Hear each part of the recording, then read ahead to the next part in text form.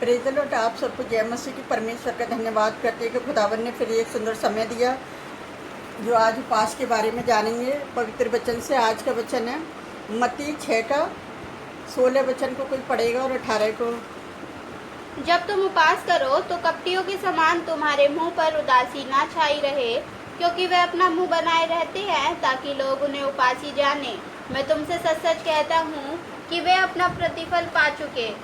18 ताकि लोग नहीं परंतु तेरा पिता जो गुप्त में है तुझे उपासी जाने। इस दशा में तेरा पिता जो गुप्त में देखता है तुझे प्रतिफल देगा। हालेलुया।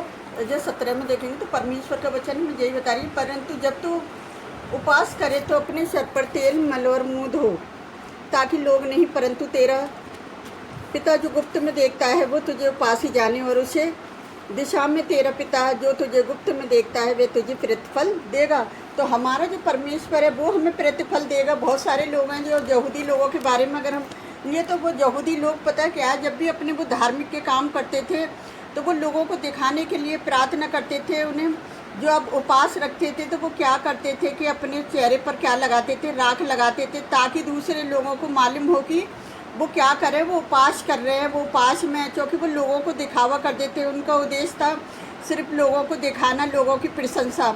वो परमेश्वर के लिए कुछ नहीं करते थे और वो परमेश्वर को प्रसन्न करने वाले ऐसे कोई भी काम नहीं करते थे, और ना ही वो परमेश्वर से प्रतिफल पाना चाहते थे। तो हमें परमेश्वर का वचन यही बताता है कि हमें कोई भी काम जब हम परमेश्वर का करते हैं तो हमें सच्चे उपवास लोगों को नहीं, परमेश्वर को दिखावे का दिल उपवास का सही तरीका है जैसे यीशु ने सिखाया है। क्योंकि यीशु ने कहा कि उपवास में उदास मत दिखाई दो, मतलब चेहरे को ऐसा मत दिखाई दो कि हम उपवास हैं।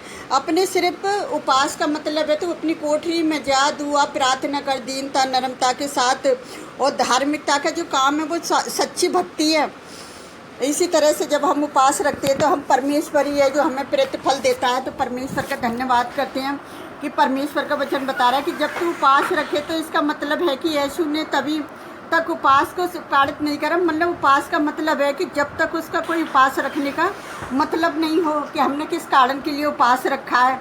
और जब तक हम उपवास रखते हैं तब तक हम परमेश्वर से हमें प्रार्थना करनी है कि प्रभु जी मैंने इस कारण उपवास रखा है।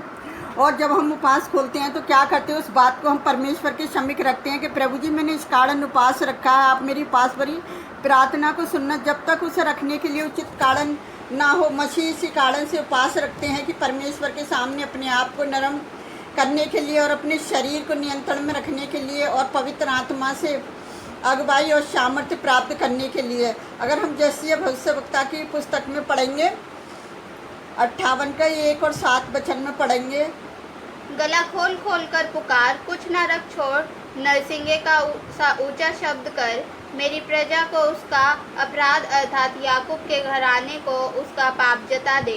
7 क्या वह ये नहीं है कि अपनी रोटी भूखों को बांट देना, अनाथ और मारे मारे फिरते हुओं को अपने घर में ले आना, किसी को नंगा देखकर वस्त्र पहनाना और अपने जाति भाइयों से अपने को ना छिपाना।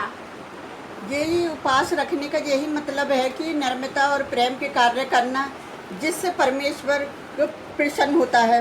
जैसे अभी हमने वचन में पढ़ा कि नम्रता प्रेम के कार्यों के बिना ही उपवास सिर्फ एक खाली दिखावा है। तो हमें दिखावा नहीं करना, हमें परमेश्वर के समीप जाना है, परमेश्वर से प्रार्थना करनी है, प्रभु जी मैंने इस कारण उपवास रखा, आप मेरी उपवास भरी प्रार्थना को सुनना। जब सच्ची प्रार्थना तभी मानी जाती है उपवास में, जब हम लोगों को ना दिखाएं और अपने आप में दीन और नम्रता के साथ, जिस तरह से वचन में लिखा कि किस तरह से, जैसे भविष्यवक्ता कह रही है कि तुम्हें भूखों को रोटी खिलानी है और हमें दीनता नम्रता के साथ रहना है। तो मैं परमेश्वर का धन्यवाद करती हूँ कि आज के इस वचन के लिए परमेश्वर का धन्यवाद करते हैं। तो आइए हम आप सबके लिए प्रार्थना करते हैं। प्यारे प्रभु परमेश्वर पिता, धन्यवाद करते हैं जन कितने लोग हैं पिता दीनता नम्रता के साथ आपके वचनों के द्वारा पिता आपसे प्रार्थना कर रहे हैं। खुदाबन आप उनकी अगुवाई करें, उन्हें सामर्थ्य दें जो उपास के साथ आपसे प्रार्थना कर रहे हैं, और जो भी आपसे प्रार्थना में मांगते हैं आप उनकी प्रार्थनाओं को सुनना कबूल करना पिता। उनके लिए हमें प्रार्थना करना व्यर्थ न जाए प्यारे पिता परमेश्वर। जितने लोग हमारी वीडियो को लाइक कमेंट सब्सक्राइबर करते हैं खुदाबन उनको भी बड़ी आशीष बरकत देना पिता, और उनको इन उपवास के दिनों में आशीष देना प्यारे पिता परमेश्वर। उन्हें किसी भी तरह की आशीष की ज़रूरत है, सेवा में आशीष की ज़रूरत है, बच्चों की पढ़ाई में आशीष की ज़रूरत है, बिजनेस में आशीष की ज़रूरत है, बेरोजगारी में उनके कर्जे से प्यारे पिता परमेश्वर आशीष की ज़रूरत है। तो खुदावन आप अपने बेटे बेटियों को आशीष दीजिए कि हमें प्रार्थना करना व्यर्थ न जाए, एक आशीष बन जाए। पिता हम सारा आदर में माँ आपको देते हैं, हर बुराई को आपकी सूली तरह बांधते हैं। पिता हम जो भी मांगते हैं यीशु के सामर्थी नाम पर आमीन। प्रभु आप सबको बहुतायत से आशीष दे।